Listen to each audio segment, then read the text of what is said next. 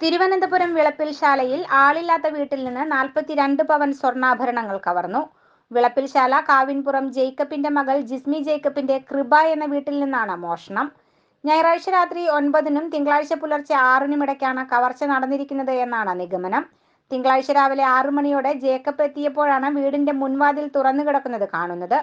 തുടർന്ന് നടത്തിയ പരിശോധനയിലാണ് മോഷണം നടന്നതായി മനസ്സിലായത്. ശേഷം വിളപ്പിൽശാല പോലീസിനെ അറിയിക്കുകയായിരുന്നു. പോലീസും വിരലടയാള വിദഗ്ധരും ശ്വാനസേനയും സ്ഥലത്തെത്തി പരിശോധന നടത്തി തെളിവുകൾ ശേഖരിച്ചു. മുൻവാതിൽ പൊളിച്ച് അകത്ത് കടന്ന മോഷ്ടാവ് കിടപ്പുമുറിയിലെ അലമാരയിൽ സൂക്ഷിച്ചിരുന്ന കമ്മൽ, മാല, വളകൾ, കുട്ടികളുടെ ബ്രേസ്ലെറ്റ് ഉൾപ്പെടെ 42 പവനോളം സ്വർണ്ണാഭരണങ്ങളാണ് കൊണ്ടുപോയത്.